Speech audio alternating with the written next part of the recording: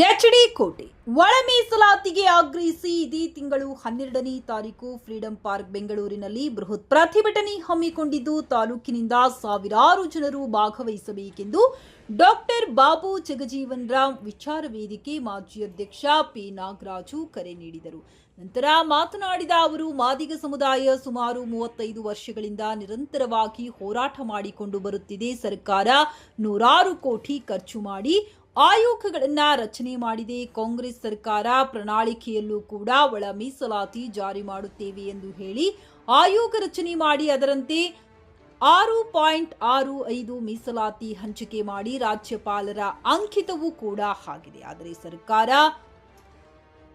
ಇದನ್ನು ಜಾರಿ ಮಾಡುವಲ್ಲಿ ವಿಫಲವಾಗಿದೆ. ಈಗಾಗಲೇ ಸರ್ಕಾರ 56,432 ಹುದ್ದೆಗಳನ್ನು ಕರೆದಿದ್ದು ಆ ಹುದ್ದೆಗಳಿಗೆ ಒಳ ಮೀಸಲಾತಿಯನ್ನು ಅಳವಡಿಸದೆ ಹುದ್ದೆಗಳನ್ನ ಭರ್ತಿ ಮಾಡುತ್ತಿರುವುದು ಮಾದಿಗ ಸಮುದಾಯಕ್ಕೆ ಮಾಡಿದ ದ್ರೋಹವಾಗಿದೆ.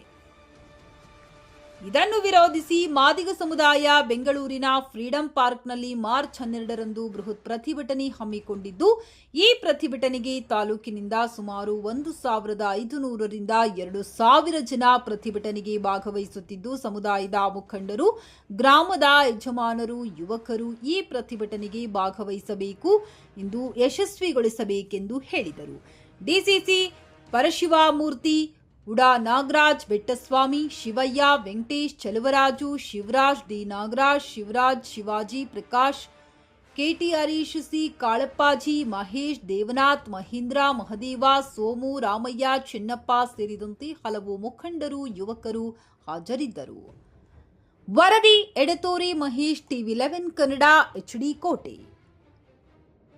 ಈ ರಾಜ್ಯದಲ್ಲಿ ಸುಮಾರು 35-40 ವರ್ಷಗಳಿಂದಲೂ ಕೂಡ ಒಳ ಮೀಸಲಾತಿಗಾಗಿ ಹೋರಾಟವನ್ನು ಮಾಡ್ಕೊಂಡು ಬಂದಿದೆ.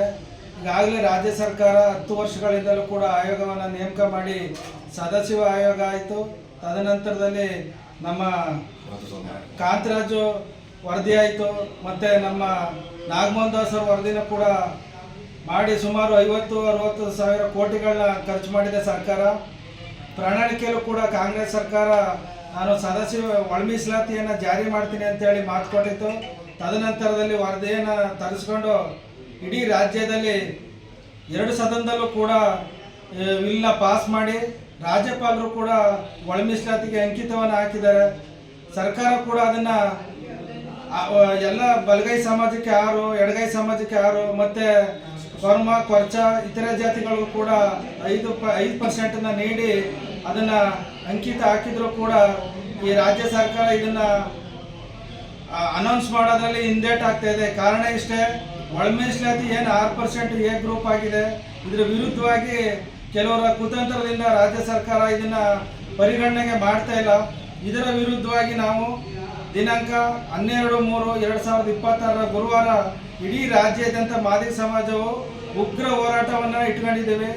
ಕೋಟೆ ತಾಲೂಕಂದು ಕೂಡ ಸುಮಾರು 2,500 ಜನಸಂಖ್ಯೆನ ನಾವು ಸುಮಾರು ಬಸ್ಸುಗಳನ್ನ ಮಾಡಿಕೊಂಡು ನಾವು ರಾಜ್ಯಾದ್ಯಂತ ಪ್ರತಿಭಟನೆ ಮಾಡಲಿಕ್ಕೆ ಹಮ್ಮಿಕೊಂಡಿದ್ದೀವಿ.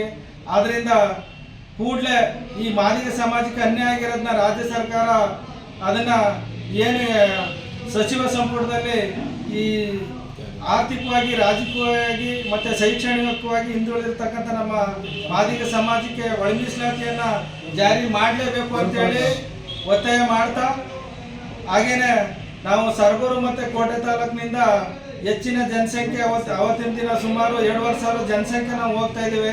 ಅದರಿಂದ ಎಲ್ಲ ಗ್ರಾಮದಿಂದ ಯಜಮಾನರುಗಳು, ಮುಖಂಡರುಗಳು, ಗ್ರಾಮ ಪಂಚಾಯತಿ ಸದಸ್ಯರುಗಳು ಮತ್ತು ಬಾಬು ಜಗಜೀವನ್ ವಿಚಾರ ವೇದಿಕೆ ಎಲ್ಲ ಪದಾಧಿಕಾರಿಗಳು ಹೆಚ್ಚಿನ ರೀತಿ ಕಾರ್ಯಕ್ರಮಕ್ಕೆ ಭಾಗವಹಿಸಿ ಯಶಸ್ವಿಗೊಳಿಸ್ಕೊಡ್ಬೇಕು ಅಂತೇಳಿ ನಾನು ಸಮಾಜದ ಪರವಾಗಿ ನಾನು ಮನವಿಯನ್ನು ಮಾಡ್ಕೊಳ್ತಾ ನನ್ನ ಮಾತನ್ನು ಮುಗಿಸ್ತಾ ಇದ್ದೀನಿ.